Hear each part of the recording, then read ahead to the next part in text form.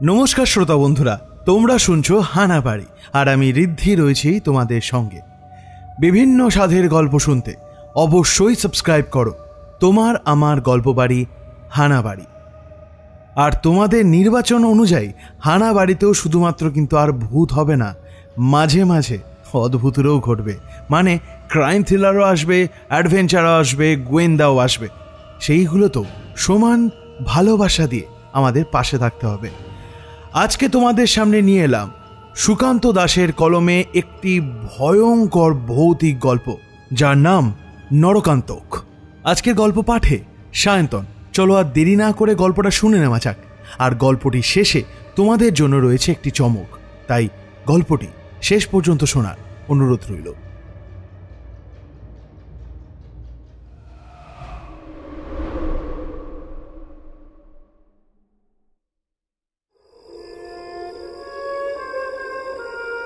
ঘরের মধ্যে কোথা থেকে যেন একটা শব্দ এসে ঢুকছে। শুধু কিসের শব্দ সেটা কিছু ঠিক বোঝা যাচ্ছে না। অনিরুদ্ধ চৌধুরী চোখ খুলে এদিক ওদিক তাকিয়ে দেখলেন গোটা ঘর অন্ধকার হয়ে গেছে, অথচ ঘরের মধ্যে আলো জ্বলার কথা। আলোটা কি তাহলে নিভে গেল? লোডশেডিং? কিন্তু এই বাড়িতে সমস্ত রকম ব্যবস্থা রয়েছে। লোডশেডিং হলে তার জন্য ইনভার্টার আছে, তাতেই আলো জ্বলবে। কিন্তু আলোটা জ্বলছে না কেন? বিছানা থেকে উঠে আলো জ্বালাতে যাবে এমন সময় অনিরুদ্ধ চৌধুরীর মনে হলো তিনি বিছানার উপর নেই। তিনি শুয়ে রয়েছেন একটা কালো থকথকে কিসের ওপর। তার চারপাশে ঘরের সেই আগের চেনা পরিবেশটা নেই। চারপাশে যেন অদ্ভুত একটা ঠান্ডা হাওয়া বইছে, আর সেই ঠান্ডা হাওয়ার মধ্যে চারপাশটা যেন গভীর কালো জীবন্ত অন্ধকারে জড়িয়ে রয়েছে। সেই কালো অন্ধকারগুলো যেন আস্তে আস্তে তার দিকে এগিয়ে এসে তাকে জড়িয়ে ফেলতে চাইছে। অনিরুদ্ধ চৌধুরীর দুটো হাত তুলতেই তার হাতে ঠেকলো একটা কালো শক্ত পাথুরের মতো কি যেন একটা। সে বুঝতে পারল দেওয়ালটা আস্তে আস্তে আরো সামনে আসছে, তাকে আরো চেপে ধরছে। অনিরুদ্ধ চৌধুরী চিৎকার করতে চাইলে তার মুখ থেকে কোনো শব্দ বেরোলো না। এই দেওয়ালগুলো তাকে চেপে ধরছে। মাথার ওপর থেকেও যেন একটা দেওয়াল নেমে এসেছে, তার মাথাটা সেই দেওয়ালে এবার ঠেকতে শুরু করেছে। এর পরের মুহূর্তে যে ভয়ঙ্কর একটা ব্যাপার ঘটতে চলেছে তা মনে করেই তার গোটা শরীর যেন বরফের মতো ঠান্ডা হয়ে গেল। কোনো রকমে তিনি ভাবার চেষ্টা করলেন বিছানায় শোয়া অবস্থা থেকে তিনি এখানে এলেন কি করে। তাহলে কি এমন কেউ রয়েছে যে এমনটা করছে? কিন্তু কে তার সঙ্গে এমন শত্রুতা করবে? আজ এত বছর তিনি এখানে রয়েছেন, কেউ তার সঙ্গে কোনো রকম শত্রুতা করেনি। আশপাশের লোকেরা তাকে বেশ সম্মান করে, তাকে বেশ ভালো চোখে দেখে। তাহলে কে তার সাথে এমন করছে? এ তো কোনো সাধারণ মানুষের কাজ নয়। কথাটা ভেবে দুটো হাত দিয়ে দেওয়ালগুলো ঠেলে সরিয়ে দেওয়ার চেষ্টা করতে লাগলো সে। দেওয়ালগুলো প্রচণ্ডভাবে তার দিকে এগিয়ে আসছে, সেও চেপে ধরে রয়েছে দুপাশের দুটো দেওয়াল। মাথার ওপর নেমে আসা দেওয়ালটা মাথার সমস্ত শক্তি দিয়ে ওপরের দিকে ঠেলতে চাইছিল, আর ঠিক তখনই একটা আগুনের লাল রঙের স্ফুলিঙ্গ থেকে এসে যেন ছিটকে লাগলো তার কপালের বাঁ পাশটায়। ধরফর করে বিছানায় উঠে বসলো অনিরুদ্ধ চৌধুরী। ঘাম দিয়ে যেন জ্বর ছাড়ল। তাহলে স্বপ্ন দেখছিল সে? কিন্তু স্বপ্নটা কি একবারই দেখছিলেন নাকি?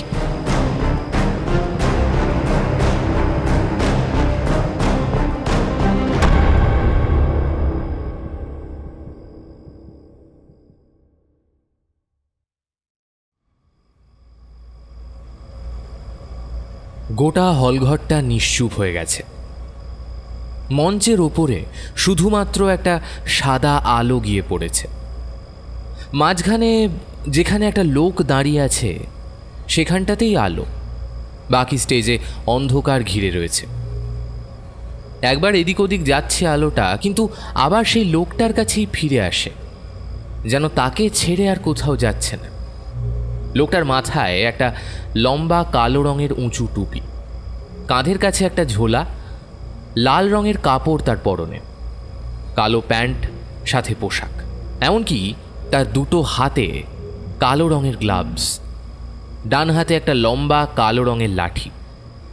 তার মাথার দুদিকে গোল সোনালি রঙের র্যাপার, সে লাঠিটা সামনে আলোর মাঝখানে টেবিলের ওপর একটা ছোট গোল লম্বা ও লাল রঙের কৌটোর চারপাশে টেনে ঘোরাচ্ছে, আর একটা দুর্বোধ্য অদ্ভুত কিছু কথা মুখ থেকে বের করছে। গোটা হলঘরের মানুষ রুদ্ধশ্বাসে চুপ করে অপেক্ষা করছে তার দিকে তাকিয়ে। সবাই জানে ওই কৌটো থেকে এক্ষুনি কিছু একটা বেরিয়ে আসবে, কিন্তু তবুও সবাই কেমন যেন রুদ্ধশ্বাসে অপেক্ষা করছে। লোকটা এবার সেই শূন্য কৌটোটা একবার উপুর করে সামনের দর্শকের দিকে দেখালো। সামনের রোতে বসে থাকা লোকেদের দিকে তাকিয়ে বলল, ভালো করে দেখুন তো, এর মধ্যে কিছু আছে নাকি। শুধু সামনে বসা লোকগুলো নয়, পেছনে বসা লোকেরা ভালো করে দেখার চেষ্টা করল। কৌটোর ভেতরে কিচ্ছু নেই। লোকটা কৌটোটা দুবার শূন্যে ঝাঁকালো, তারপর উল্টো করে লাঠিটা ভেতরে ঢুকিয়েও দেখালো, কিচ্ছু নেই। এবারেই শুরু হলো আসল খেলা। সবাই যেন নিঃশ্বাস ফেলতেও ভুলে গেছে। প্রথম রোয়ের একদম কোণের দিকে বসে থাকা একটা যুবক, মুখে সামান্য হাসি, যেন মনে হয় এর পরে কি ঘটতে চলেছে সেটা সে ভালোভাবেই জানে। লোকটা টেবিলের ওপর আবার সেই কৌটোটা রাখল, তারপর হাতের লাঠিটা দিয়ে উল্টোনো কৌটোর ওপরে 3 বার টোকা মেরে কৌটোটা ওপরের দিকে তুলে ধরতেই বেরিয়ে এলো এক গাদা নীল সাদা হলদে প্রজাপতি। এটার জন্য কিন্তু কেউ প্রস্তুত ছিল না। সবাই ভেবেছিল খরগোশ কিংবা পায়রা এই জাতীয় কিছু একটা বেরোবে, কিন্তু এত অজস্র প্রজাপতি দেখে সবাই কেমন যেন হাততালি দিয়ে উঠল, কেউ কেউ সিটিও মারল।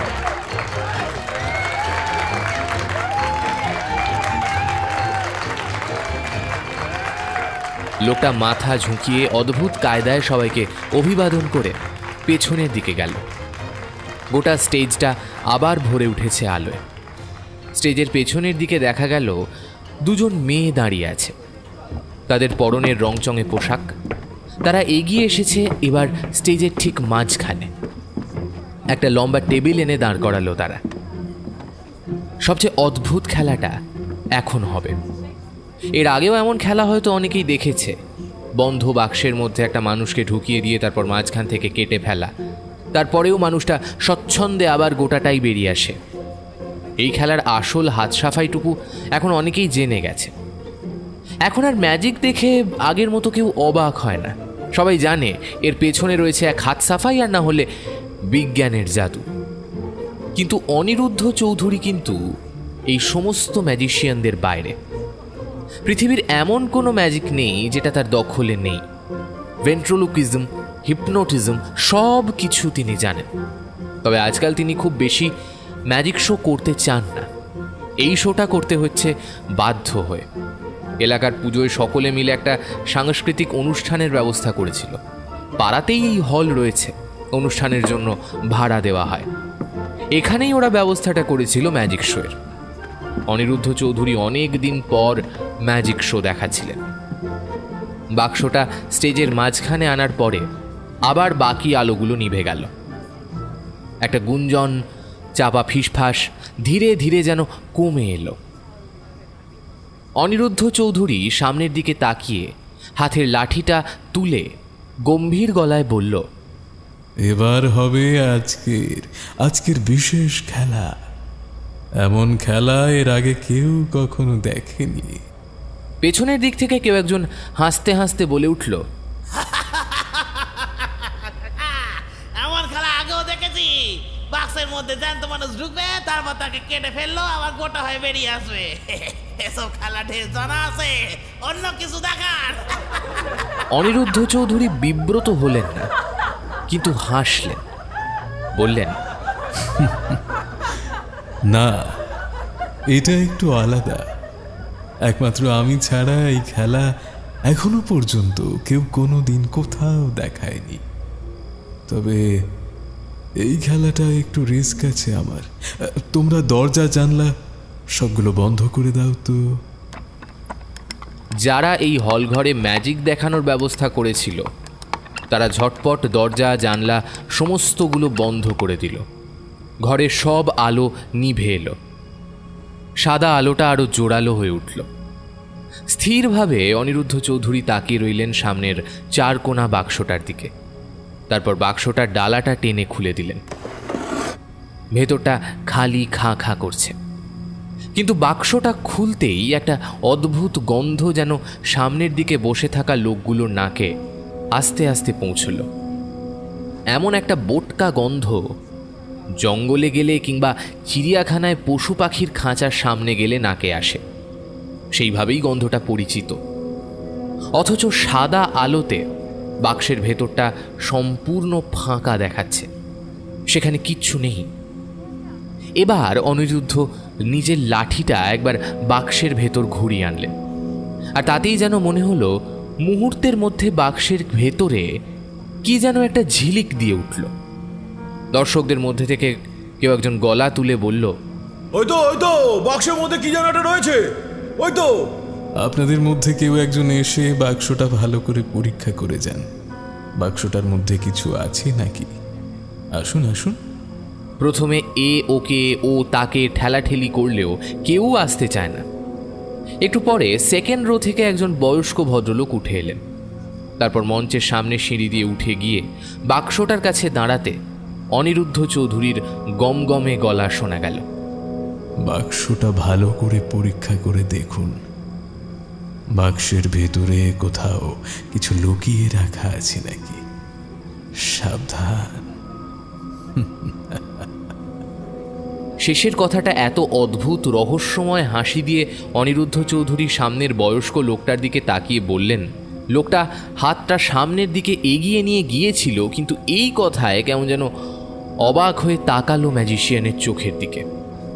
মুখের ওপর একটা কালো মাস্ক জড়িয়ে রাখা রয়েছে, দুটো চোখ দেখা গেলেও চোখের আশপাশটা দেখা যায় না। মুখটা পরিষ্কার, অনিরুদ্ধ চৌধুরীকে চেনা যাচ্ছে না। তবে ওটাই যে অনিরুদ্ধ চৌধুরী সেটা সকলেই জানে। কালো রঙের চকচকে মাস্কের আড়াল থেকে তার দুটো ঠোঁট, তার দুটো চোখ যেন ঝিলিক দিয়ে ওঠে। লোকটা একটু ইতস্তত হয়ে দাঁড়িয়ে থাকে, তারপর অনিরুদ্ধ নিজেই তার হাতটা ধরে নিয়ে এগিয়ে দেয় আস্তে আস্তে বাক্সের দিকে।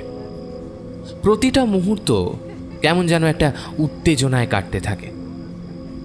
সকলের সামনের রোতে একদম শেষের দিকে বসে থাকা সেই যুবকটাও এবার কেমন যেন অবাক চোখে তাকিয়ে সামনের দিকে দেখছে। তার দৃষ্টি ভালো করে পড়লে বোঝা যায় সামনের ওই বাক্সটার ব্যাপারে সে বোধহয় খানিকটা জানে, কিন্তু কোনো একটা কারণে একটা কৌতূহল প্রকাশ করতে চাইছে। ভালো করে দেখুন, বাক্সের মধ্যে কোথাও কিছু আছে নাকি। লোকটা আবার সাহসে ভর করে বাক্সের ভেতর হাত দিল। কিচ্ছু নেই। তবে বাক্সের ভেতরে হাত রাখতে একটা দুর্গন্ধ যেন কোত্থেকে ভেসে এলো। ভালো করে দেখুন তো, বাক্সের বাইরে কিংবা বাক্সের গায়ে কোথাও কিছু লাগানো আছে নাকি। বাক্সটা উপরে তুলুন, তুলে সবাইকে দেখান। চারকোনা একটা বড় বাক্স, বড় জোর হাত দুয়েক লম্বা আর হাত দেড়েক চওড়া। খুব একটা ভারী নয়, তবে বাক্সের গায়ের রং দেখে বোঝা যায় সেটা বেশ পুরনো। লোকটা বাক্সটা তুলে নিয়ে সামনের দিকে দেখালো। অনিরুদ্ধ চৌধুরী এবার জোর গলায় বললেন, আপনারা সবাই দেখলেন বাক্সটার মধ্যে কিচ্ছু নেই। এবার আসল খেলাটা আপনাদের দেখাবো। আপনি আপনার জায়গায় গিয়ে বসুন। ঘরের আলোটা যেন আরও কমে এলো। সাদা আলোটা সেই বাক্সের ওপরে স্থির হয়ে পড়েছে। তার ঢাকনাটা এখন বন্ধ করা। অনিরুদ্ধ চৌধুরী হাতের লাঠিটা বাক্সের চারিদিকে ঘোরাচ্ছেন। তার চোখ বন্ধ, বিড়বিড় করে মন্ত্র পড়ছে। তার পোশাকে সাদা আলোটা পড়ে যেন চিকচিক করছে। সবাই রুদ্ধশ্বাসে অপেক্ষা করছে সেখান থেকে কিছু একটা বেরিয়ে আসার জন্য। এমন সময় চোখ খুলে ফেললেন অনিরুদ্ধ চৌধুরী। তারপর হলঘরের একদম শেষের দিকে, যেদিকে বেশি অন্ধকার, সেদিকে তাকিয়ে চিন্তিত গলায় বললেন, ঘরের সমস্ত দরজা জানলা বন্ধ আছে তো? কেউ যেন আর ঘর থেকে বাইরে যেতে না পারে, কিংবা বাইরে থেকে ভেতরে আসতে না পারে।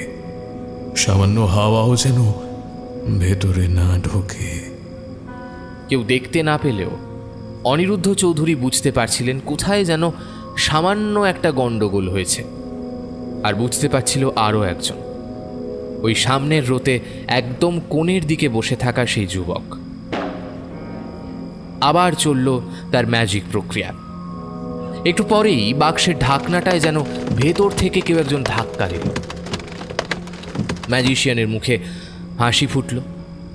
অনিরুদ্ধ চৌধুরী এবার লাঠিটা ঘোরানো থামিয়ে বাক্সটার ঠিক ওপরে মাঝখানে লাঠিটা রেখে বললেন, বলুন, কিসের ডাক শুনতে চান? একজনই বলবেন। সবাই কেমন যেন চুপ করে গেল। মুহূর্তের মধ্যে সামনের রোতে বসে থাকা সেই যুবকটি বলে উঠল, হাতির ডাক।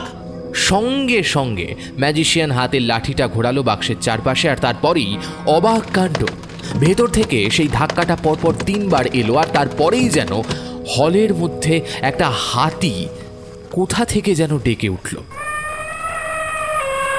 সকলে এক মনে ডাকটা শুনে বুঝতে পারলো ডাকটা ভেসে আসছে ওই বাক্সের ভেতর থেকে। কিন্তু এটা কি করে হয়? ওই বাক্সটা একটু আগে খালি দেখা গেছে, আর যদি ধরে নেওয়া হয় যে বাক্সের ভেতরে কোথাও কোনোভাবে সাউন্ড রেকর্ডার লাগানো আছে আর সেটা দিয়ে হাতির ডাক শোনানো হচ্ছে, কিন্তু হাতির ডাকই হলো কি করে? এবার পেছন থেকে আরেকজন বলে উঠল, না না, হাতির ডাক শুনবো না, এবার আমরা শুনবো প্যাঁচার ডাক। বেশ, তবে তাতে খানিকটা সময় লাগবে, এত তাড়াতাড়ি সব কিছু হয় না। হাতির ডাকের সাথে প্যাঁচার ডাকও রেকর্ড করা আছে নাকি? বেশ, আপনারা যখন এটাই চাইছেন, তাহলে এই বাক্সটার কাছে আমি এবার আর যাব না। আমি দূর থেকেই হাতির ডাক বন্ধ করে আপনাদের প্যাঁচার ডাক শোনাবো। কারণ মনে অবিশ্বাস জন্মেছিল অনিরুদ্ধ চৌধুরীর ওপর, কিন্তু এই কথায় সবাই সোজা হয়ে সামনের দিকে তাকালো, রুদ্ধশ্বাসে অপেক্ষা করতে লাগলো। বাক্সের ভেতর থেকে তখনও হাতির ডাক শোনা যাচ্ছে।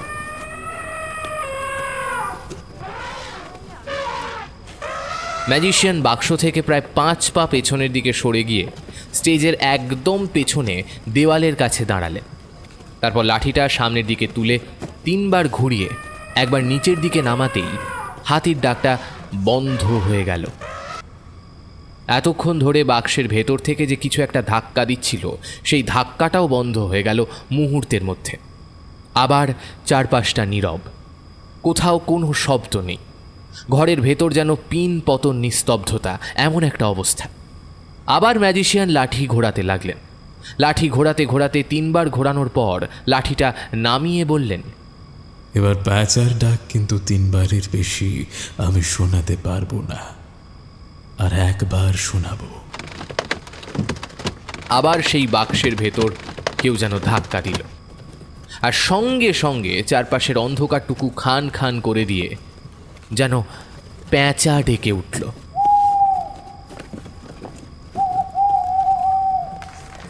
মনে হচ্ছে গভীর রাতে কোনো এক হুতুম প্যাঁচা অদ্ভুতভাবে ডাকছে। পরপর 3 বার ডাকটা শোনা গেল। তারপরেও আবার সেই ধাক্কাটা ভেতর থেকে হয়েই যেতে লাগলো।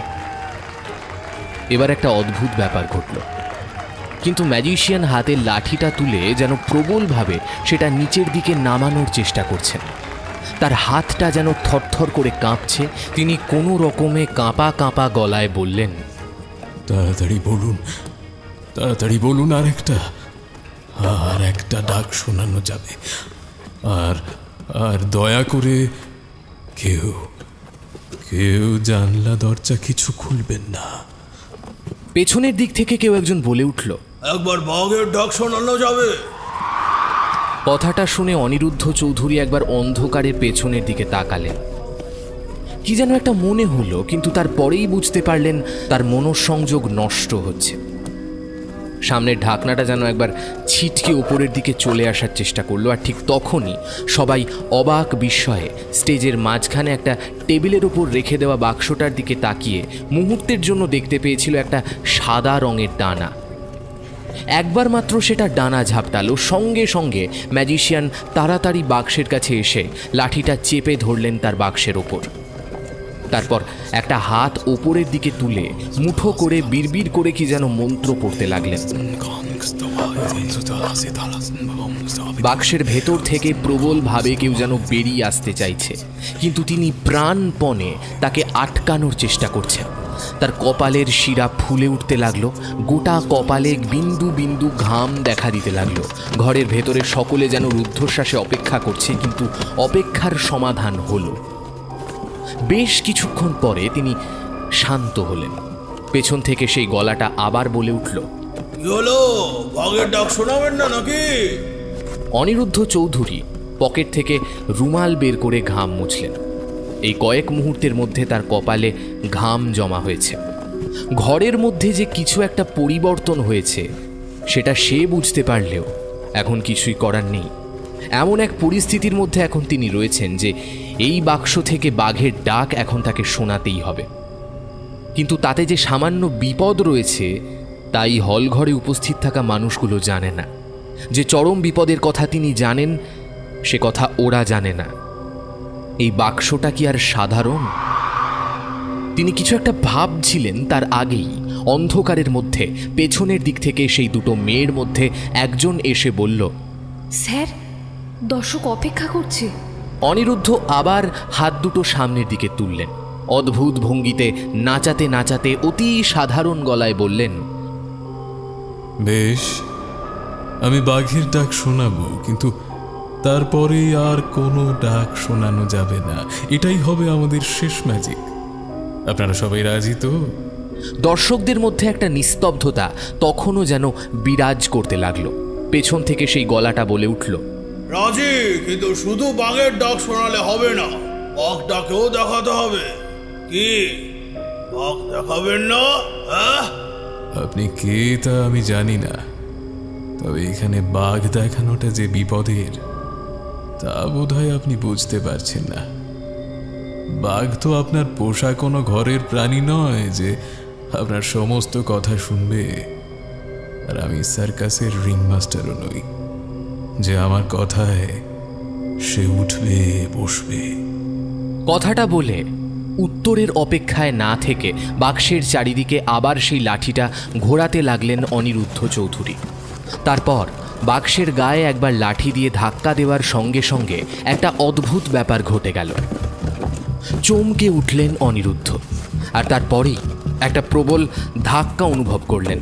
বাক্সের ওপরের পাল্লাটা ছিটকে এলো যেন তার দিকে, আর মুহূর্তের মধ্যে হলের মধ্যে বসে থাকা সকলে চমকে উঠল, কারণ সেই বাক্সটার মধ্যে থেকে উঁকি দিয়েছে একটা মাথা, একটা কালো রঙের মাথা। আর সেই মাথাটার দুটো সবুজ চোখ যেন জলজল করে জ্বলছে। মাথার ওপরের দুটো তীক্ষ্ণ কান এক ঝলক হলেও সকলে বুঝতে পেরেছিল ওটা একটা কালো রঙের চিতাবাঘ ছাড়া অন্য কিছু হতেই পারে না। অনিরুদ্ধ চৌধুরী ব্যাপারটায় চমকে গেলেও মুহূর্তে নিজেকে সামলে নিলেন। বাক্সের ঢাকনাটা যেন তার লাঠির সঙ্গে লেগেছিল। এবার সেটা বাক্সের কাছে নামাতেই প্রবল ধস্তাধস্তি শুরু হলো বাক্সের ভেতর। কেউ বাক্সের ভেতর থেকে বেরিয়ে আসতে চাইছে, আর অনিরুদ্ধ চৌধুরী প্রবলভাবে তার লাঠি দিয়ে বাক্সটাকে আটকে রাখছে। দরদর করে ঘামতে লাগলো অনিরুদ্ধ। দর্শকের আসন থেকে সামনের দিক থেকে কয়েকজন ভয়ে উঠে গেল পেছনের দিকে। প্রথম রোতে বসে থাকা সেই যুবক কিন্তু হতবাক হয়ে গিয়েছিল। তার মুখ হাঁ হয়ে গেছে, দু চোখে বিস্ময় আর ভয় জড়িয়ে রয়েছে। বেশ কিছুক্ষণ এইভাবে ধস্তাধস্তির পরে অনিরুদ্ধ শান্ত গলায় বললেন, কোনো চিন্তা নেই, কোনো চিন্তা নেই। ঘরের আলোটা জ্বালিয়ে দিন, আর দেখুন কোনো জানলা দরজা খোলা আছে নাকি। ঘরের আলো জ্বালিয়ে দেওয়া হলো। সঙ্গে সঙ্গে অনিরুদ্ধর চোখ গেল একদম পেছনের কোণের দিকে। একটা জানলার পাল্লা খোলা। আপনারা কেউ ভয় পাবেন না, এই বাক্সের ভেতরে আর কিচ্ছু নেই। দেখুন না, আপনারা দেখুন। এই বলে বাক্সের ঢাকনাটা খুলে সবাইকে দেখালো। সবাই এবার জোরে হাততালি দিয়ে উঠল।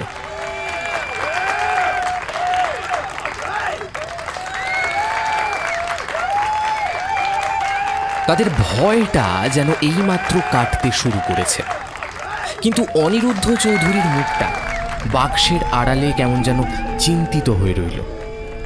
ওই গলাটা কার ছিল? গলাটা কেমন যেন চেনা চেনা মনে হলো, কিন্তু তবুও যেন চেনা গেল না।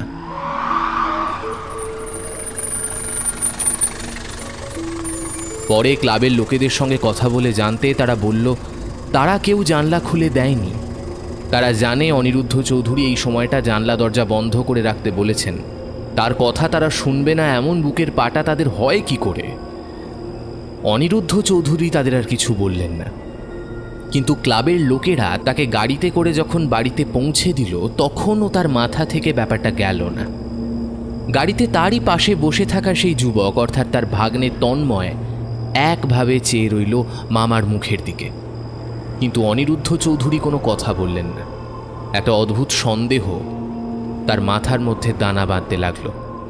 তাহলে কি সত্যিই কেউ এসেছিল? যদি বাক্সের ভেতর থেকে ওই কালো রঙের বাঘটা বাইরে বেরিয়ে পড়তো তাহলে কি হতো? এইসব ভাবতে ভাবতে বাড়ি পৌঁছে গেল ওদের গাড়িটা।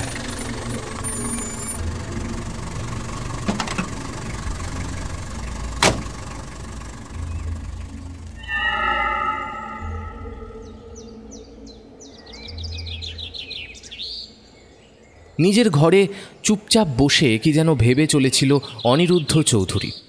তার পরনে ঘরোয়া পোশাক, ধুতি পরতে তিনি সবসময় ভালোবাসেন। তাছাড়া বাড়িতে ধুতি পাঞ্জাবি যেন তার নিত্যদিনের পোশাক। পাতলা একটা সাদা রঙের পাঞ্জাবি তার সবচেয়ে পছন্দের। পাতলা ফিনফিনে ধুতিটা পরে ইজি চেয়ারে হেলান দিয়ে বসে মুখের সামনে দুটো হাত রেখে কি যেন ভেবে চলেছিল সে। মাথার চুল সামনের দিকে সামান্য পাক ধরতে শুরু করেছে। ঘরের মধ্যে চা নিয়ে ঢুকেছিল মীনাক্ষী। একভাবে চুপ করে অনিরুদ্ধকে বসে থাকতে দেখে বলল, কি ব্যাপার দাদা, তুমি এভাবে চুপচাপ বসে আছো কেন? না কিছু না। আচ্ছা তনু কোথায় গেল? কি হয়েছে বলো তো দাদা? তুমি তো জানো সবাই এমন সময় রোজ সকালে মাঠে যায়, ওর ফিরতে ফিরতে তো 10টা বেজে যায়। প্রতিদিনের ক্রিকেট প্র্যাকটিস থাকে, তুমি জানো তো। ও হ্যাঁ, তাই তো।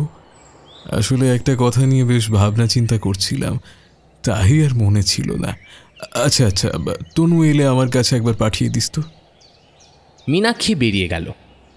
মীনাক্ষী অনিরুদ্ধর বোন, তনু অর্থাৎ তন্ময় হলো অনিরুদ্ধর ভাগ্নে আর মীনাক্ষীর ছেলে। মীনাক্ষী রান্নাঘরের দিকে চলে যেতে অনিরুদ্ধ দোতলার ঘরের জানলা দিয়ে পেছনের বাগানটার দিকে তাকালেন। বাগানটা বেশ সুন্দর হয়েছে।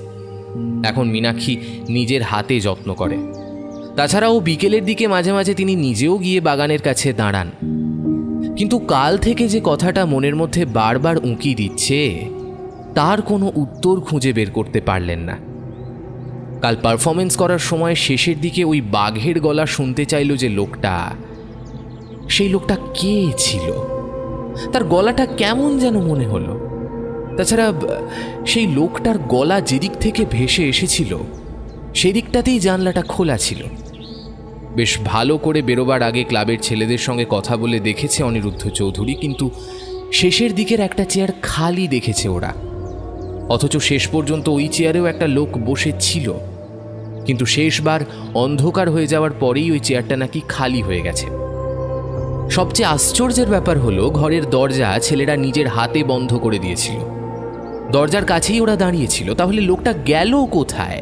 আর জানলাটাই যে কখন খোলা হলো সেটাও ওরা কিছু বুঝতে পারেনি।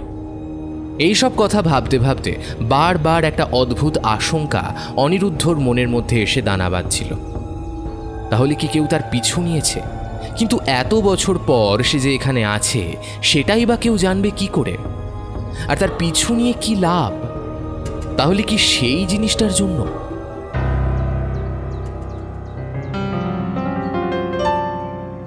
তনু অর্থাৎ তন্ময় যখন ফিরে এলো তখন মায়ের কাছে কথাটা শুনে তাড়াতাড়ি ওপরে উঠে এলো। তন্ময়ের বয়স এখন 17, কয়েক মাস পরেই 18তে পা দেবে। স্কুলের পড়াশোনার পাশাপাশি সে ক্রিকেট প্র্যাকটিস করে। তাড়াতাড়ি প্র্যাকটিসের কিটটা নিচের ঘরে রেখে সিঁড়ি বেয়ে উঠে এলো সে ওপরে। তারপর ঘরের দরজা ধাক্কা দিয়ে বলল, মামা ভেতরে আসবো? এই একটা ব্যাপার তন্ময় সব সময় করে, ঘরের দরজায় ধাক্কা না দিয়ে ভেতরে আসে না। এই কথাটা অনিরুদ্ধ চৌধুরী বারবার ভালোভাবে তাকে শিখিয়েছেন। যতই কাছের লোক হোক না কেন, যেই হোক না কেন, ঘরের দরজায় সব সময় নক করে আসা উচিত। এর একটা অন্য বিশেষ কারণ রয়েছে। সেটা বোঝার মতো বয়স নাকি তনুর এখনো হয়নি, তবে এটা অনেক বছর আগের কথা। এখন হয়তো তার বয়স হয়েছে, তাই বেশ কিছু কথা এখন তনু মামার কাছ থেকে জানতে পারে। কিন্তু আজ এত তাড়াতাড়ি ডাকের কারণ কি সেটা সে বুঝতে পারছিল না। তাই ঘরের দরজায় ধাক্কা দিতেই যখন মামা ভেতর থেকে আয় ঘরে ঢুকতে বলল, দরজাটা খুলে ভেতরে ঢুকে কেমন যেন অবাক হয়ে গেল তনু। মামা তার আলমারিটা খুলে ফেলেছে এবং আলমারির ভেতর থেকে কী সব কাগজপত্র বের করেছে। কিছু যেন একটা খুঁজে চলেছে বলে মনে হচ্ছে। কি হয়েছে মামা? তুমি কি কিছু খুঁজছো? একটা খাতা, একটা খাতা রয়েছে, কিন্তু ও কোথায় রেখেছিলাম সেটাই মনে পড়ছে না। বিছানার উপরে বসে পড়ল তনু। তারপর বিছানায় উঠে দেখতে লাগলো বিভিন্ন কাগজপত্র, বেশ কিছু পুরনো নতুন কাগজপত্র ছাড়াও নানান সময়ের ছবি। তাছাড়া আরও কত কি বিছানার উপর ছড়িয়ে পড়েছে। এই আলমারিতে জামা কাপড় থাকে না, বইপত্র, খাতা কাগজ এইসবই থাকে। তনু শুনেছে তার মামা এই ম্যাজিক চর্চার জন্য একসময় বাড়ি ছেড়ে বাইরে বাইরে ঘুরে বেরিয়েছে, ম্যাজিক শিখেছে। এইসব কাগজপত্র, বই এসব তার জন্য। তাই সে কোনো কিছুতেই হাত দিল না। বলল, মামা, কাল ম্যাজিক শোয়ের শেষের দিকে তোমার কি হয়েছিল বলো তো? তুমি কেমন চমকে গিয়েছিলে মনে হলো। এমন তো তুমি করো না, চুপ করে দাঁড়িয়েছিলে। আর একটা কথা হলো, আমি একটা জিনিস কিছুতেই বুঝতে পারছি না।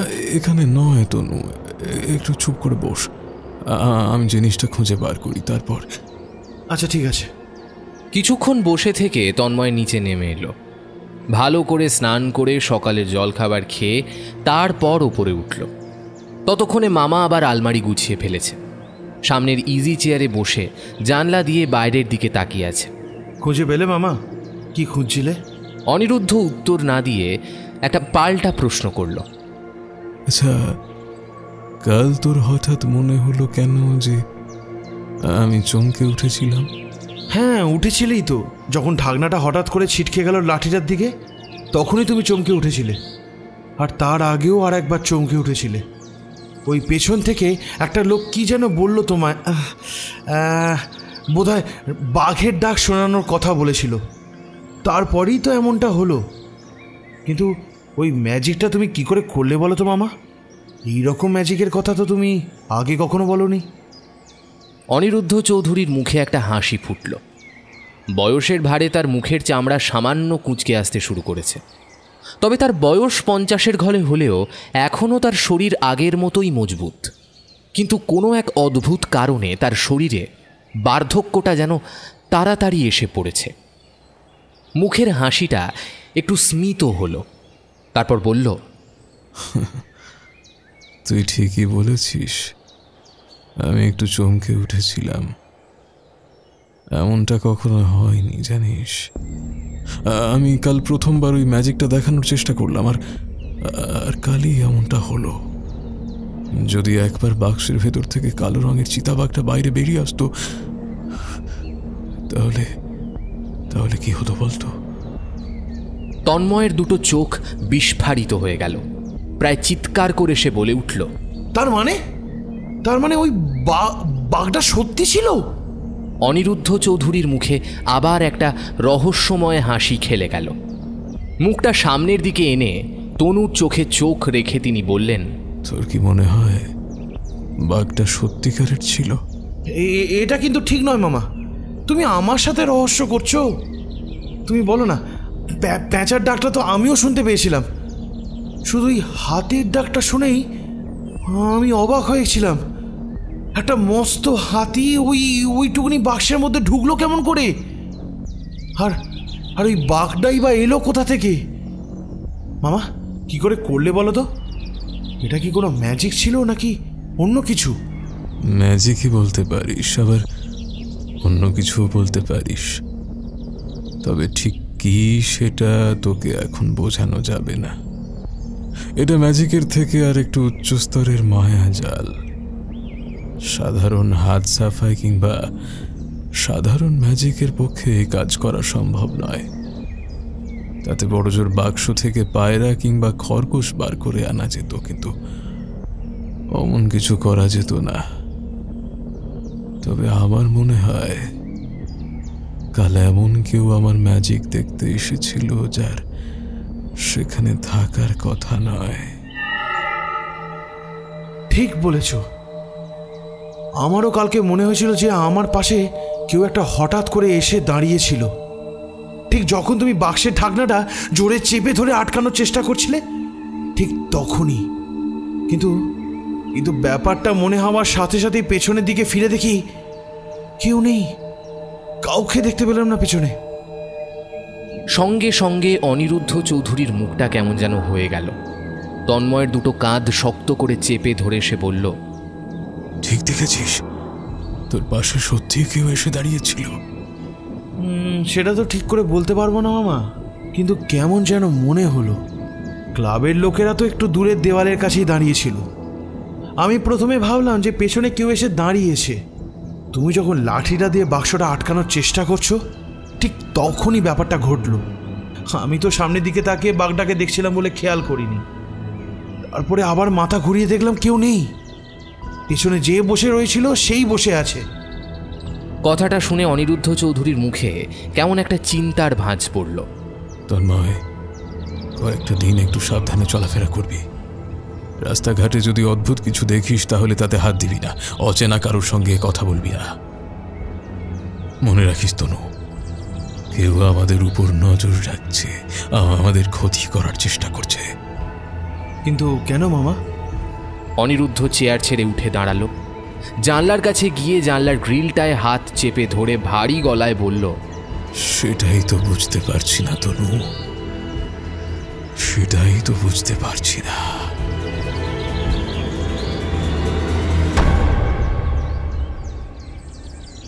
মুখে কথাটা সে বলল বটে, কিন্তু মনে মনে বুঝতে পারল আজ থেকে প্রায় বছর 10 আগের করা একটা ব্যাপার যেন নতুন করে আবার তার সামনে ফিরে আসতে চাইছে। তাহলে কি ইতিহাস পুনরাবৃত হতে চাইছে? তাহলে কি সে তাকে ভোলেনি এখনো, আবার নতুন করে তার পিছু নিয়েছে তার ক্ষতি করার জন্য? কিন্তু সেটাই বা কি করে হয়? সেবার সেই বিধ্বংসী আগুনে তো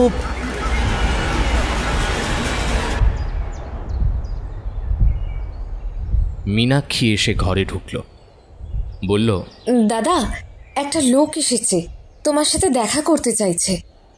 আমার সাথে? আচ্ছা, নিচের ঘরে বসতে বলো, আমি আসছি। মীনাক্ষী বেরিয়ে গেল। অনিরুদ্ধ নিচের দিকে নেমে ঘরের মধ্যে তাকিয়ে দেখল মীনাক্ষীর সঙ্গে তনুও নেমে এসেছে। কি মনে হতে ঘরের চারপাশটা একবার তাকিয়ে দেখল। এই দিনের ধবধবে আলোতে এই ঘরের মধ্যে কারো লুকিয়ে থাকার কোনো সম্ভাবনা নেই। তার ঘর থেকে জিনিসটা কেউ চুরি করতে পারবে না, কিন্তু চোখের সামনে সব সময় যা দেখা যায় তার সবটা তো আর সত্যি হয় না। তার মধ্যে থাকতে পারে চোখের ভুল কিংবা মায়াজালের খেলা। দরজাটা বন্ধ করার আগেও একবার অনিরুদ্ধ চৌধুরী ভালো করে ঘরের ভেতরটা দেখে নিলেন। ঠিক তখনই নিচের দিক থেকে একটা চিৎকার হলো।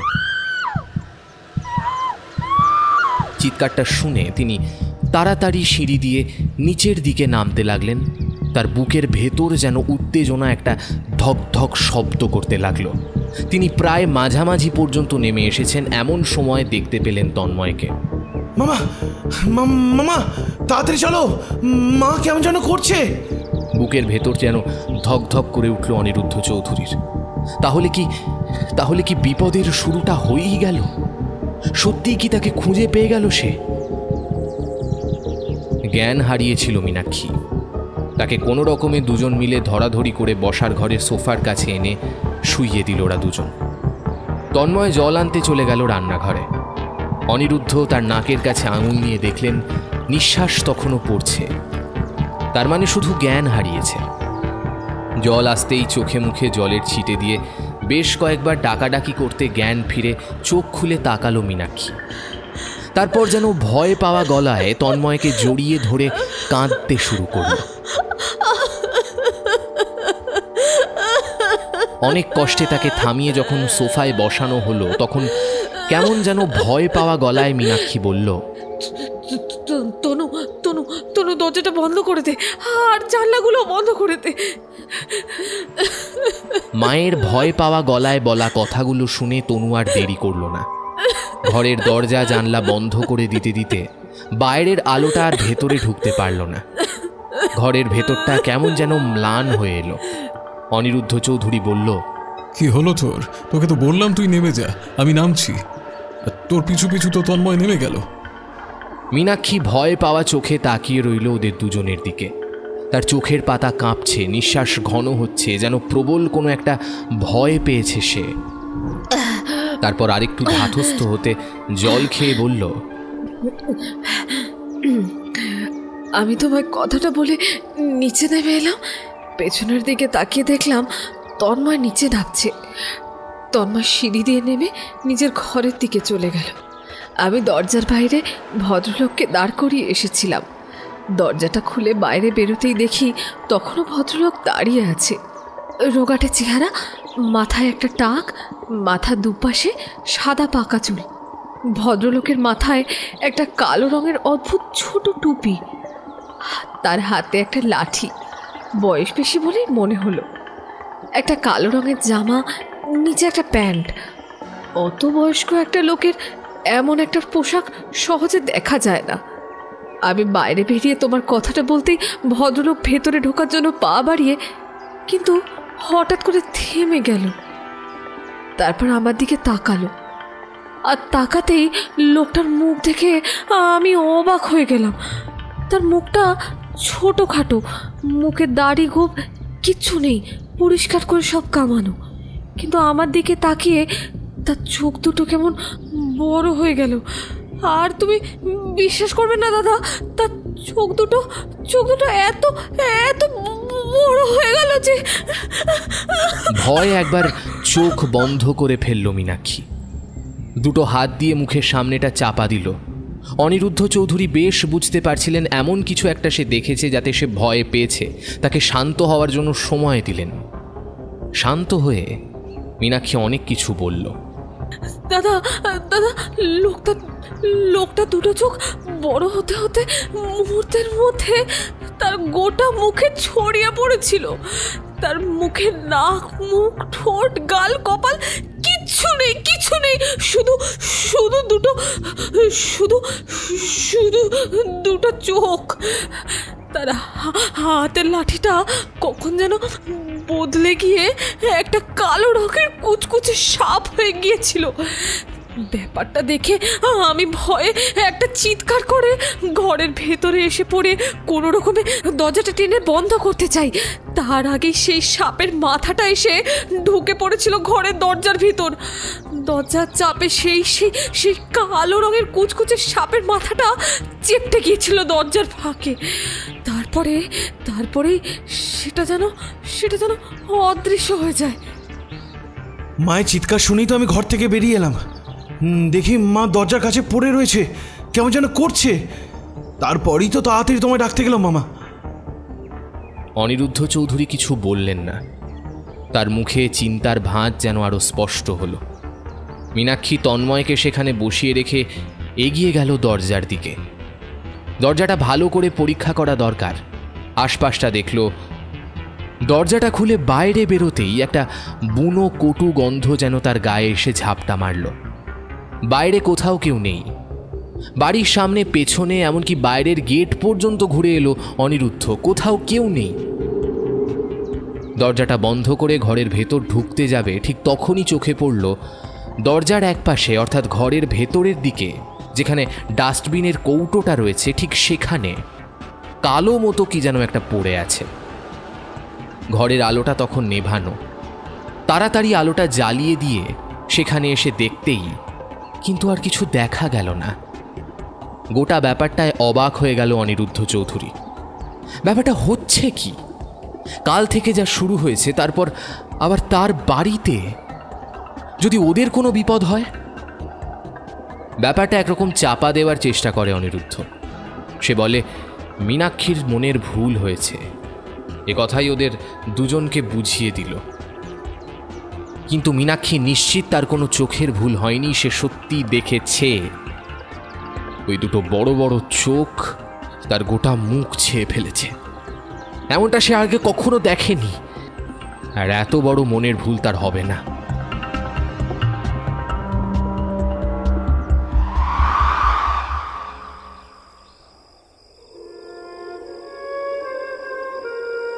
ঘরের মধ্যে কোথা থেকে যেন একটা শব্দ এসে ঢুকছে। শুধু কিসের শব্দ সেটা কিছু ঠিক বোঝা যাচ্ছে না। অনিরুদ্ধ চৌধুরী চোখ খুলে এদিক ওদিক তাকিয়ে দেখলেন গোটা ঘর অন্ধকার হয়ে গেছে, অথচ ঘরের মধ্যে আলো জ্বলার কথা। আলোটা কি তাহলে নিভে গেল? লোডশেডিং? কিন্তু এই বাড়িতে সমস্ত রকম ব্যবস্থা রয়েছে। লোডশেডিং হলে তার জন্য ইনভার্টার আছে, তাতেই আলো জ্বলবে। কিন্তু আলোটা জ্বলছে না কেন? বিছানা থেকে উঠে আলো জ্বালাতে যাবে এমন সময় অনিরুদ্ধ চৌধুরীর মনে হলো তিনি বিছানার উপর নেই। তিনি শুয়ে রয়েছেন একটা কালো থকথকে কিসের ওপর। তার চারপাশে ঘরের সেই আগের চেনা পরিবেশটা নেই। চারপাশে যেন অদ্ভুত একটা ঠান্ডা হাওয়া বইছে, আর সেই ঠান্ডা হাওয়ার মধ্যে চারপাশটা যেন গভীর কালো জীবন্ত অন্ধকারে জড়িয়ে রয়েছে। সেই কালো অন্ধকারগুলো যেন আস্তে আস্তে তার দিকে এগিয়ে এসে তাকে জড়িয়ে ফেলতে চাইছে।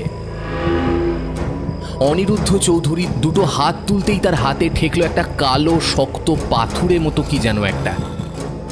সে বুঝতে পারল দেওয়ালটা আস্তে আস্তে আরো সামনে আসছে, তাকে আরো চেপে ধরছে। অনিরুদ্ধ চৌধুরী চিৎকার করতে চাইলে তার মুখ থেকে কোনো শব্দ বেরোলো না। এই দেওয়ালগুলো তাকে চেপে ধরছে। মাথার ওপর থেকেও যেন একটা দেওয়াল নেমে এসেছে, তার মাথাটা সেই দেওয়ালে এবার ঠেকতে শুরু করেছে। এর পরের মুহূর্তে যে ভয়ঙ্কর একটা ব্যাপার ঘটতে চলেছে তা মনে করেই তার গোটা শরীর যেন বরফের মতো ঠান্ডা হয়ে গেল। কোনো রকমে তিনি ভাবার চেষ্টা করলেন বিছানায় শো অবস্থা থেকে তিনি এখানে এলেন কি করে। তাহলে কি এমন কেউ রয়েছে যে এমনটা করছে?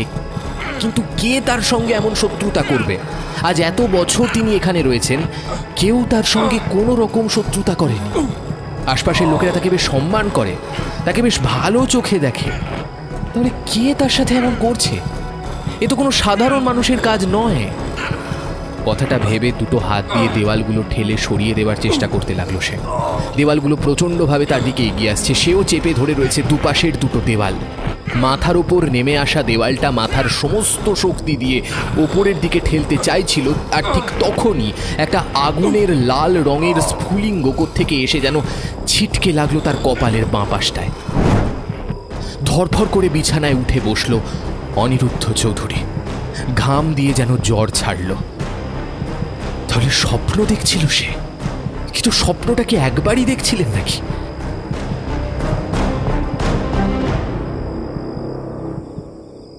সেদিনের গোটা রাত কিছুতেই ঘুমোতে পারল না অনিরুদ্ধ চৌধুরী। বারবার ঘুরে ফিরে একটা স্বপ্ন এসে পড়ছিল তার ঘুমের মধ্যে, আর তাতেই বারবার ঘুমটা ভেঙে যাচ্ছিল। ঘুম ভাঙতেই বিছানার উপর উঠে বসে চারিদিকে তাকিয়ে দেখছিল। ঘরের মধ্যে অন্ধকারে কেউ কোথাও দাঁড়িয়ে নেই। ঘরের মধ্যে যে অল্প নীল আলোটা জ্বলছে সেই আলোটা জ্বলতে দেখে একবার উঠে গিয়ে লাইটটা বন্ধ করে আবার জ্বালালো সে। তারপর টেবিলের ওপর কাঁচের জলের বোতলটা থেকে ঢক ঢক করে খানিকটা জল খেয়ে কপালের ঘাম মুছে আবার বিছানায় শুতে যাবে, ঠিক তখনই ঘরের জানলার কাছে চোখ পড়ল তার। নিজের হাতে যে জানলাটা বন্ধ করেছেন সেই জানলাটা এখন খোলা, আর সেই জানলা দিয়ে ঘরের ভেতর এসে ঢুকছে একটা কালো রঙের ধোঁয়া। মুহূর্তের মধ্যে ব্যাপারটা বুঝতে আর কোনো অসুবিধে হলো না। এতক্ষণ ধরে স্বপ্নে যে বিভৎস ব্যাপারগুলো সে দেখেছে সেটা আসলে কোনো স্বপ্ন নয়। কেউ তার ঘুমের মধ্যে তার স্বপ্ন হরণ করে তাকে কিছু একটা দেখাতে চাইছে। মুহূর্তের মধ্যে নিজের একটা হাত মুঠো করে বিড়বিড় করে কি দুর্বোধ্য একটা মন্ত্র পড়ে নিল অনিরুদ্ধ চৌধুরী। তারপর নিজের হাতটা মাথা থেকে একদম ডান পায়ের বুড়ো আঙুলের নখ পর্যন্ত বুলিয়ে নিয়ে যা বুঝতে পারল তাতে তার শরীরের সাহসটা ফিরে আসে। কাঁচের বোতলটা নিয়ে আস্তে আস্তে এগিয়ে গেল খোলা জানলার কাছে। দরজার কাছে এসে পড়েছে, ঠিক তখনই একটা দরাম করে শব্দ করে জানলাটা বন্ধ হয়ে গেল। বন্ধ জানলাটা কাঁচের হলে ভেঙে চুরমার হয়ে যেত, কিন্তু সেটা কাঁচের নয়, মোটা ফাইবারের। নিজের হাতে জানলাটায় হাত রাখতেই বুঝতে পারল বরফের মতো ঠান্ডা হয়ে গেছে জানলাটা। তবুও সেটা আস্তে আস্তে খুলতেই সেই কালো ধোঁয়ার কুণ্ডলিটাকে জানলা দিয়ে খানিকটা দূরে দেখা গেল। কিন্তু ওটা কি? তার ঘরের জানলা থেকে তার পেছনের দিকের বাগান, পাঁচিল, এমনকি বাইরের গাছপালা কোনো কিছু দেখা যাচ্ছে না। শুধু দেখা যাচ্ছে চারপাশটা যেন এক গাদা কালো ধোঁয়ায় থকথক করছে, আর সেই কালো ধোঁয়ার পাশে বেশ খানিকটা দূর থেকে ভেসে আসছে একটা অদ্ভুত সুর।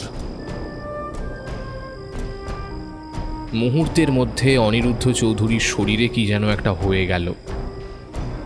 এই সুর তার বড্ড চেনা। এই সুর আজ থেকে 10 বছর আগে তিনি ভালোভাবে চিনতেন, খুব ভালোভাবে চিনতেন। কিন্তু আজ এত বছর পরে এই সুর বাজাচ্ছে কে? আরে তিনি কোথায় এসে পড়েছেন? তাহলে কি তিনি ঠিকই ভেবেছিলেন কেউ তার সাথে মাত্রার খেলা খেলছে? কিন্তু কে? এবার গলা তুলল অনিরুদ্ধ। খোলা জানলা দিয়ে বাইরে সেই ধোঁয়াটাকে উদ্দেশ্য করে বলল, কে কে তুমি? তুমি যদি ভাবো তোমায় আমি চিনতে পারিনি তাহলে তুমি ভুল করছো। কিন্তু যার এখানে আসার কথা সে এখানে এখন আসতে পারে না। তুমি তুমি তার হয়ে এখানে এসেছো। তুমি কে সত্যি করে বলো। ঠিক তখনই বাইরে থেকে সেই সুরটা থেমে গেল। কালো ধোঁয়াগুলো যেন একসাথে চঞ্চল হয়ে উঠল। সেই চঞ্চল ধোঁয়ার কুণ্ডলি দুপাশে সরে গিয়ে মাঝখানে যেন পথ করে দিতে লাগলো। আর অনিরুদ্ধ অবাক হয়ে তাকিয়ে দেখলেন তার এই দোতলা বাড়ির জানালার উচ্চতায় শূন্যে কালো ধোঁয়ার ওপর ভর করে হাঁটতে হাঁটতে যেন তার দিকে কেউ এগিয়ে আসছে। যে আসছে তাকে এই কালো ঘন অন্ধকারের মধ্যেও তিনি দেখতে পেলেন, কারণ ওই কালো ধোঁয়ার মধ্যে একটা সাদাটে আলো এতক্ষণে যেন উজ্জ্বল হয়েছে। তার হাতে একটা কাঠের বাঁশি। লোকটাকে তিনি চিনতে পেরেছেন। আজ সকালে যে লোকটাকে মীনাক্ষী দেখেছে এটা সেই লোক। মাথার মাঝখানে একটা টাক, মাথার দুপাশে সাদা কালো চুল, তারপর শরীরে কালো রঙের পোশাক, কিন্তু পোশাকটা বড্ড আটো সাটো। তার মাথায় একটা অদ্ভুত রঙের কালো টুপি। কিন্তু ওটা কি?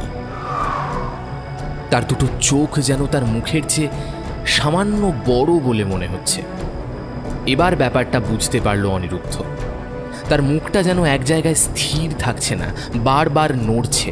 অনেকটা কোনো থকথকে জেলির মতো কিছুকে যদি মাটির উপর রাখা হয় তাহলে সে যেমন বারবার নড়ে, নিজের আকার বদলায়, ঠিক তেমনি মুহূর্তের মধ্যে সকালের সেই ঘটনার কারণটা বুঝতে পারলেন। তিনি আসলে নিজের শরীরটাকে একটা স্থানে আবদ্ধ করতে পারছিলেন না, আর তাই মাথার উপরে প্রথমেই সেই পরিবর্তনটা পড়েছে। আর তাতেই মীনাক্ষী ভয় পেয়েছে।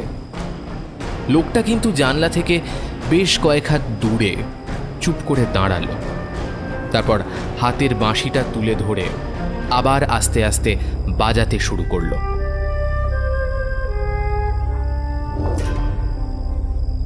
তুমি এখানে এসেছো কেন? কি চাই তোমার? ওই ডায়েরিটা আমার চাই, যাতে তাকে জাগানোর সমস্ত কথা লেখা রয়েছে। এতদিন পর আমি খুঁজে পেয়েছি তোমায়। ওই ডায়েরিটা আমায় দিতেই হবে। আমায় দিয়ে দাও, আমি তোমাদের কোনো ক্ষতি করব না। ডায়েরি তোমায় দেওয়া যাবে না। অতএব তুমি যাকে জাগানোর কথা বলছো তাকে জাগালে যে কত বড় বিপদ হতে পারে তা তুমি জানো না?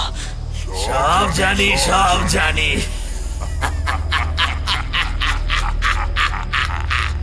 তাকে জাগালে কি হতে পারে তা জানি, এবং তাকে জাগিয়ে যে ক্ষমতা আমরা পাবো তাতে আর তোমার কাছে আমাদের আসার প্রয়োজন হবে না। তুমি ভালোভাবে জানো আমরা এখন রয়েছি অন্য একটা মাত্রায়, আর আমরা এই মাত্রাতেই থাকবো। তোমার মাত্রায় কখনোই আসবো না। কিন্তু কিন্তু ওই ডায়েরিটা আমাদের চাই। তোমাদের চাই মানে? আর কে কে আছে তোমার সাথে?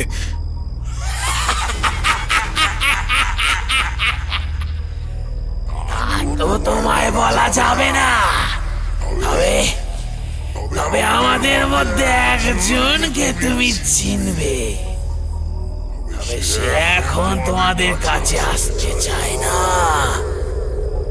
ছেলে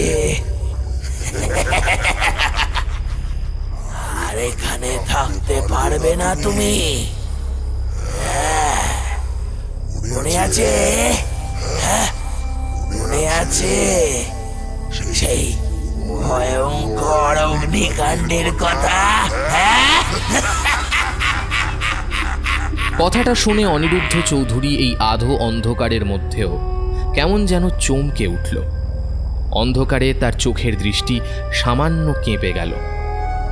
জানলার গড়াদে শক্ত করে হাত রেখে সে বলল, না, ওই ডায়েরি আমি দেব না। ওই ডায়েরি আমি কিছুতেই তোমাদের হাতে দেব না। তাতে যদি আমার জীবন পর্যন্ত যায় তাহলেও আমি রাজি নই। ওই ডায়েরি আমি রক্ষা করব। আমায় ছাড়া তুমি ওই ডায়েরি কোনোভাবে খুঁজে বার করতে পারবে না। লোকটা কিন্তু আর কিছু বলল না। কথা থামিয়ে সে আবার বাঁশি বাজাতে শুরু করেছিল।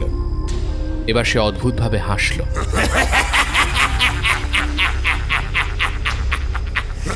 অবাক হয়ে অনিরুদ্ধ চৌধুরী দেখলেন হাসতে হাসতে তার মাথাটা যেন চুপসে যাওয়া বেলুনের মতো তার কাঁধের ওপর থেকে একবার নিচের দিকে ঝুলে পড়ল। অনিরুদ্ধ চৌধুরীর জায়গায় অন্য যে কেউ হলে এ দৃশ্য দেখে ভূত ভেবে ভয় পেয়ে যেত, কিন্তু সে জানে কোনো অশরীরী কিংবা অপশক্তি নয়, এ তার চেয়েও আরো বেশি ভয়ঙ্কর। কোনো এক অদ্ভুত উপায়ে এই লোকটা তার মাত্রার সঙ্গে এই পৃথিবীর অনিরুদ্ধ চৌধুরীর মাত্রাকে যুক্ত করেছে। শুধু তাই নয়, কোনো কারণে সে তার পিছু নিয়েছে। সেই কারণটা যে ওই ডায়েরিটা, সেটা বুঝতে আর দেরি হলো না অনিরুদ্ধ চৌধুরীর। এখনো সময় দিচ্ছি, যদি ডায়েরিটা ভালোই ভালোই দিয়ে দাও তাহলে ভালো। তুমি জানো আমি তোমার সরাসরি কোনো ক্ষতি করতে পারবো না, কিন্তু এ বাড়িতে তো তুমি একা থাকো না। তোমার সাথে যে আরো দুজন আছে, তাদের কথাও কি তুমি ভাববে না? কথাটা শেষ হলো না লোকটার। তার সঙ্গে সঙ্গে কালো ধোঁয়াটা যেন আবার চঞ্চল হয়ে উঠল। বাঁশির সুর বাঁধতে লাগল। অনিরুদ্ধ চৌধুরী অবাক হয়ে জানলা দিয়ে বাইরের দিকে তাকিয়ে রইলেন। সাদাটে সেই আলোটা কালো ধোঁয়ার অন্য পাশেও দেখা গেল, কিন্তু সেই ধোঁয়ার মধ্যে ওই দুটো কে? অনিরুদ্ধ চৌধুরী অবাক হয়ে দেখল ধোঁয়ার মধ্যে কখন যেন এসে দাঁড়িয়েছে মীনাক্ষী আর তন্ময়। তাদের চোখ বন্ধ, তাদের দুটো হাত পা অদ্ভুতভাবে মাটির দিকে, যেন তারা ঘুমিয়ে রয়েছে। ঘুমের মধ্যে তাদের শরীরটা এখানে এসে পড়েছে। অবাক হয়ে সেদিকে তাকিয়ে রইল অনিরুদ্ধ। তিনি জানেন এই মুহূর্তে ঠিক কিভাবে ওদের এখান থেকে বের করে আনা যায়, কিন্তু যদি সেটা করতে গিয়ে ওদের কোনো ক্ষতি হয়ে যায়।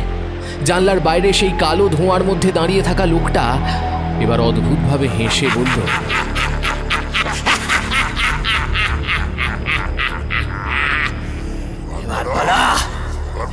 ডায়েরিটা আমায় দেবে কিনা? তাহলে কিন্তু লোকটা বাঁশিটা তুলে আরো জোরে একবার বাজাতে ঘুমের মধ্যে দাঁড়িয়ে থাকা তন্ময় আর মীনাক্ষীর গোটা শরীরটা উল্টো দিকে ঝুলে পড়ল। মীনাক্ষীর মাথার চুলগুলো নেমে এলো নিচের দিকে। তন্ময় উল্টে গেছে, কিন্তু তাদের ঘুম ভাঙছে না। অনিরুদ্ধ চৌধুরী প্রমাদ গুনলেন সামান্য হঠকারী সিদ্ধান্ত এখন ওদের দুজনের মৃত্যু পর্যন্ত ডেকে আনতে পারে।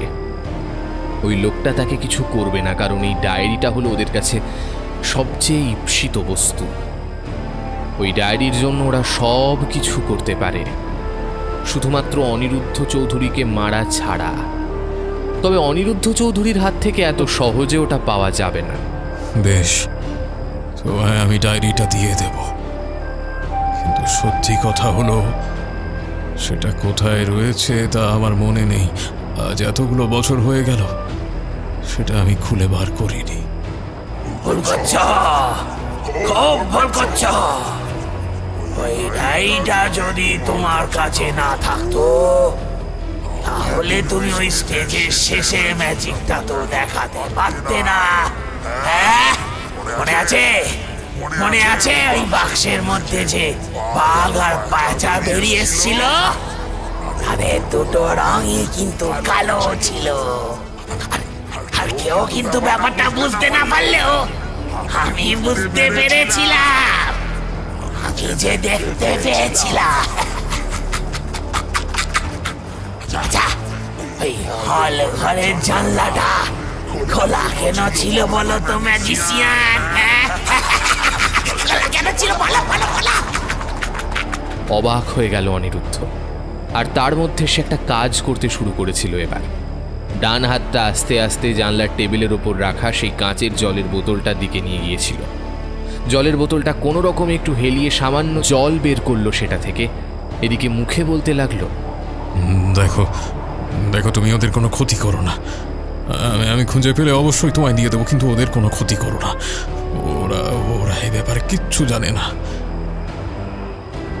লোকটা আর কিছু বলছে না, বাঁশি বাজাচ্ছে। আর সেই বাঁশিতে মীনাক্ষী আর তন্ময়ের চারপাশে কালো ধোঁয়াটা যেন আরো ছড়িয়ে পড়তে শুরু করেছে। সেটা যেন ওদের জড়িয়ে ফেলছে আস্তে আস্তে। এর মধ্যে কি করে যেন ওদের ঘুম ভেঙে গেল। উল্টো হয়ে ঝুলে থাকা অবস্থায় তন্ময় চিৎকার করতে লাগলো, বাঁচাও মামা, বাঁচাও মামা, বাঁচাও, বাঁচাও মামা, বাঁচাও, বাঁচাও মামা। অনিরুদ্ধ আস্তে আস্তে বোতলের সেই জলটা হাতে নিয়ে দরজার থেকে সরে যাওয়ার মুহূর্তের জন্য সরে এলেন। লোকটা তখনও বাঁশি বাজিয়ে চলেছে। গোপন একটা মন্ত্র উচ্চারণ করলো সে।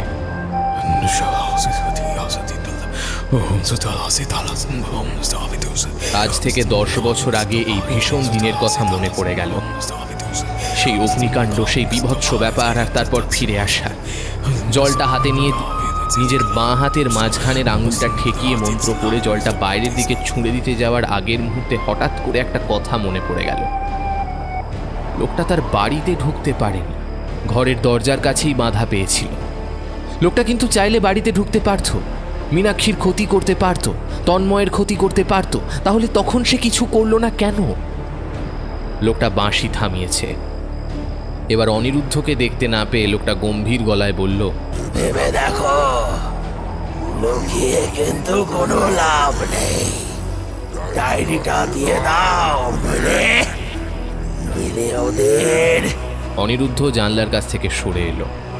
ওদের মারলে যদি তুমি ডায়েরি পেয়ে যাও তাহলে তুমি ওদের স্বচ্ছন্দে মারতে পারো। এমন কথার জন্য বোধহয় লোকটা তৈরি ছিল না। মীনাক্ষী চিৎকার করে বলল, কি বলছো দাদা? কি বলছো দাদা? এটা তুমি তুমি তুমি ওদের আমাদের মারতে বলছো? কি বলছো দাদা? এটা তুমি?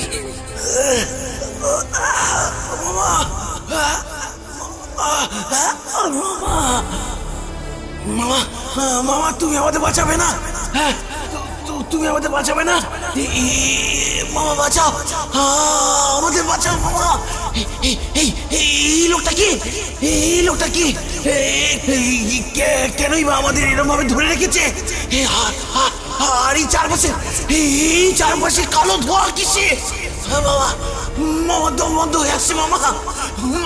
আমাদের বাঁচাও বাবা, ওরা খেতে আসছে। আমাদের বাঁচাও, আমাদের বাঁচাও মামা। অনিরুদ্ধ হাসল। তারপর লোকটাকে অন্যমনস্ক থাকতে দেখে জানলার গড়াদের সামনে হাত ঢুকিয়ে হাতের জলটা ফেলে দিল সামনের কালো ধোঁয়ার ওপর। আর তারপরে একটা ব্যাপার ঘটে গেল। মুহূর্তের মধ্যে সেই কালো মেঘ কেমন যেন চঞ্চল হয়ে উঠল। আরো একবার লোকটা কেমন যেন হতভম্ব হয়ে গেল। বলল, কি হচ্ছে? এটা কি করে?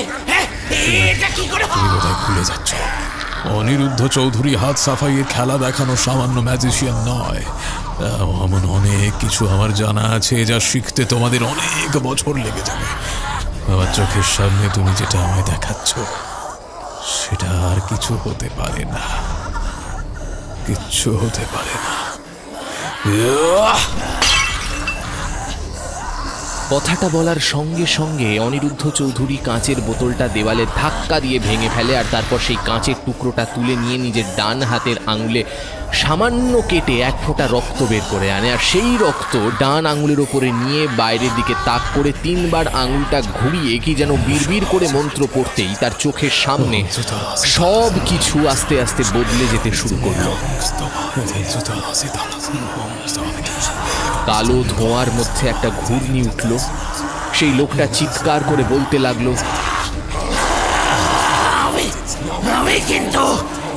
আমি কিন্তু এত সহজে তোকে ছেড়ে দেবো না, এত সহজে ছেড়ে দেবো না। আমি আবার আসবো, আমি আবার আসবো।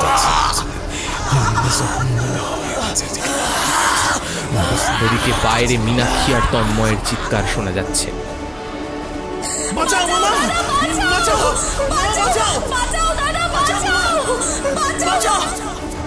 অনিরুদ্ধ আর দেরি করল না, তাড়াতাড়ি নিজের ঘরের দরজা খুলে দৌড়ে এলো বাইরের দিকে। সিঁড়ি দিয়ে নেমে মীনাক্ষী আর তন্ময়ের ঘরের দরজা খুলে দেখতে পেল ঘরে তারা নেই। আর তারপরই মুহূর্তের মধ্যে ঘরের দরজা খুলে বাইরে এসে দেখতে পেল তারা বাইরের বাগানের কাছে শুয়ে রয়েছে। একটা অদ্ভুত সুযোগ নিয়েছিল সে জানতো ওই কালো ধোঁয়া লোকটার হাত থেকে এত সহজে ওদের বাঁচানো যাবে না, তাই লোকটাকে অন্যমনস্ক করে সেই সুযোগে যদি তাকে কবজা করে ফেলা যায় তাহলে তার শক্তি ওদের কোনো ক্ষতি করতে পারবে না, কারণ 2 মাত্রা 1 নয়, আলাদা। দুজনেই জ্ঞান হারিয়ে ফেলেছিল। জল নিয়ে তাদের চোখে মুখে ছিটিয়ে দিতেই প্রথমে মীনাক্ষী চোখ খুলল। নিজেকে বাইরে দেখে অবাক হয়ে কিছু জিজ্ঞেস করতে যাওয়ার আগেই অনিরুদ্ধ মুখে আঙুল দিয়ে বলল, এখন আর কোনো কথা নয়। তন্ময়ের জ্ঞান ফিরল না, তবে সে বোধহয় গভীর ঘুমে আচ্ছন্ন ছিল। তাকে ওরা কোলে তুলে নিয়ে গিয়ে ঘরে শুইয়ে দিল। গোটা রাত অনিরুদ্ধর আর ঘুম হলো না। ঘরের মধ্যে আরেকটা ফায়ার প্লেস রয়েছে। অনিরুদ্ধ যখন এই ফায়ার প্লেসটা তৈরি করেছিল তখন কেউ জানতো না। মীনাক্ষী এই বাড়িতে প্রথম এসে ফায়ার প্লেসটা দেখে অবাক হয়েছিল। ফায়ার প্লেস প্রয়োজন হয় না। আজ এই রাতে অনিরুদ্ধ সেই ফায়ার প্লেসে আগুন জ্বালালো। ফায়ার প্লেসের ব্যবস্থা আগে থেকেই করা ছিল এই বাড়ির মধ্যে। আগুনের দিকে একভাবে তাকিয়ে দেখল অনিরুদ্ধ। ঘরের কাছের আলমারিতে দামি মদ তোলাই ছিল।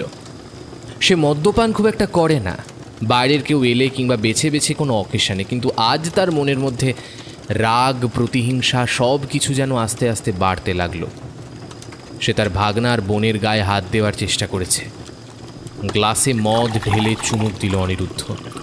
নিমেষে গলায় কেমন তীব্র জ্বালা অনুভব করল। মদটা গলার কাছ থেকে বুক অবধি জ্বালাতে জ্বালাতে নামলো নিচের দিকে। 2-3 পেগ খাওয়ার পরেই নেশাটা ধরল। আগুনটা তখন বেশ ভালোভাবে ধরেছে। ঘরের মধ্যে গরম হচ্ছে আস্তে আস্তে। ধোঁয়াটা চিমনি দিয়েই বেরিয়ে গেল, কিন্তু ঘরের মধ্যে উত্তাপটা রইল। সেদিকে তাকিয়ে থাকতে থাকতে গম্ভীর অথচ নেশা জড়ানো গলায় অনিরুদ্ধ বলল, আমি তোমায় ছাড়ব না। তুমি যদি ভেবে থাকো আমার পরিবারের গায়ে হাত দেওয়ার চেষ্টা করে তুমি বেঁচে যাবে, তাহলে ভুল ভাবছো। আমি তোমায় ছাড়ব না। সেই রাতের কথা আমি এখনো ভুলিনি। সেই অগ্নিকুণ্ডের ভেতর থেকে আমি বেরিয়ে এসেছিলাম। তুমিও নিশ্চয়ই বেরিয়ে আসতে পেরেছো, কিন্তু এই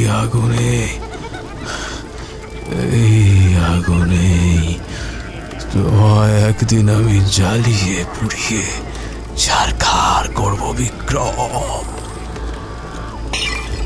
কথাটা বলে প্রবল আক্রোশে হাতের মদের গ্লাসটা ছুঁড়ে দিল অনিরুদ্ধ চৌধুরী। সেই ফায়ার প্লেসের আগুনের ভেতরে আগুনের হলকা উঠল। ওপরের দিকে কয়েকটা লাল ছোট ছোট আগুনের টুকরো ছিটকে এলো এইদিকে, আর তার টুকরো এসে লাগলো অনিরুদ্ধর কপালের ঠিক পাশে। কপালের পাশে একটা কালচে দাগ রয়ে গেল। অনিরুদ্ধ চৌধুরী একভাবে তাকিয়ে রইল সেই আগুনের দিকে, আর তার চোখের সামনে ফুটে উঠতে লাগলো অনেক বছর আগের একটা দৃশ্য। কম করে 10 বছর হবে। আরেকটা মুখ। এই মুখটা তার বহুদিনের চেনা। সেই মুখ সে জীবনে ভুলতে পারবে না। তবে অনিরুদ্ধ এটা বুঝতে পেরেছিল এটা সবে শুরু, এত তাড়াতাড়ি শেষ হবে না। ওই ডায়েরিটা নিতে ওরা আবার আসবে। উঠে পড়ল সে গোপন জায়গা থেকে। সেই ডায়েরিটা একবার খুলে দেখতে হবে কি আছে, সেই ডায়েরির শেষ পাতায় কি আছে। আজ পর্যন্ত সেটা দেখা হয়নি। ঠিক নিচে ঘুমের ঘোরের মধ্যে তন্ময় যখন বলে উঠল, মামা, মামা, একটা কাক, একটা কাক। এর পরের ঘটনা সামান্য। পরদিন সকালে অনিরুদ্ধ চৌধুরী দেখেছিল বাগানের একপাশে একটা মরা কাক পড়ে রয়েছে। কালো রঙের একটা কাক। তবে সেই কাকটাকে কেউ যেন পিষে মেরে ফেলেছে। আর কোনো অর্থ সেই মুহূর্তে বুঝতে পারল না। তবে কাল রাতে যে সত্যি এই বাগানে অন্য এক মাত্রা নেমে এসেছিল তাতে কোনো ভুল রইল না। ঠিক তখনই ও আকাশে সূর্যের আলোটা উঠতে শুরু করলো।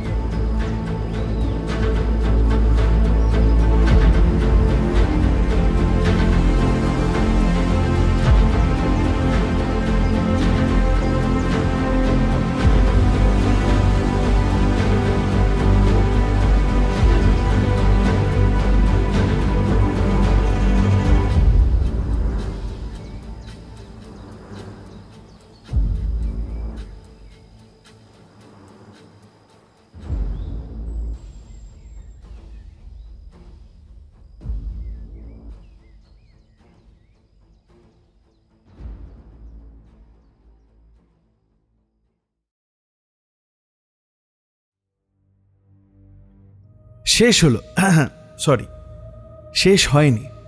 এটি একটি অসমাপ্ত গল্প। হ্যাঁ, তোমরা যদি এই গল্পে ভালোবাসা দাও, মানে ভালো ভিউ নিয়ে আসতে পারো, তাহলে এই গল্পের দ্বিতীয় পর্ব আমরা আনব। তাই আজকের মতো এই গল্পটা সমাপ্ত হলো, শেষ হলো সুকান্ত দাসের কলমে নরকান্তক প্রথম পর্ব। আজকে গল্প পাঠে সায়ন্তন, অন্যান্য চরিত্রে কৌশিক, ঋদ্ধি, রুবিনা, বুবাই, বিপুল। স্ক্রিপ্টিং দিশানি। এই সুন্দর প্রচ্ছদটা করেছে কৃষ্ণেন্দু। আবহ, শব্দগ্রহণ ও ভিডিওগ্রাফিক্স হানাবাড়ি প্রোডাকশন। পরিবেশনা ও পরিচালনায় টিম হানাবাড়ি। তাহলে বন্ধু, কেমন লাগলো আজকের গল্প? জানাও তোমাদের মতামত আমাদের কমেন্ট বক্সে। আর যদি গল্পটা ভালো লেগে থাকে তাহলে অবশ্যই লাইক এবং শেয়ার করে দিও তোমাদের বন্ধুবান্ধব ও আত্মীয় স্বজনের কাছে, এবং তাদেরকে বলো আমাদের হানাবাড়ি ইউটিউব চ্যানেলটা যেন তারা সাবস্ক্রাইব করে পাশে রাখা বেল আইকন ক্লিক করে অল করে দেয়, যাতে আমাদের নতুন কোনো গল্প এলে তাদের কাছেও নোটিফিকেশন পৌঁছে যায়। তো বন্ধুরা, একটা চমক তো তোমরা পেলে। আর একটা চমক হলো, আমাদের ফেসবুকে হানাবাড়ি নামে একটা গ্রুপ খুলেছে। সেখানে কিন্তু তোমরা, মানে যারা লেখক, তারা কিন্তু সেখানে লেখা জমা দিতে পারে, কারণ সেইখানে প্রতিযোগিতা এখনও চলছে। আর বিভিন্ন ধরনের বিভিন্ন সময়ে প্রতিযোগিতা ওইখানে হবে। আর তোমরা যদি এমনি সময়ও লেখা দিতে চাও তাহলে ওই গ্রুপে লিখতে পারো। সেখান থেকে যদি গল্প ভালো লাগে তাহলে অবশ্যই আমরা হানাবাড়িতে সেই গল্পটা করব, যথাযথভাবে লেখকের সাথে আলোচনা করে। তাহলে আর দেরি কিসে, যাও তাড়াতাড়ি ওই গ্রুপটাকে ফলো করো আর লিখতে থাকো তোমাদের গল্প। তাহলে বন্ধু, আজ আসি। দেখা হচ্ছে পরবর্তী কোনো গল্পে। ততদিন ভালো থেকো, সুস্থ থেকো, হানাবাড়ি পাশে থাকো, সাবধানে থেকো আর ভয় থেকো। শুভরাত্রি।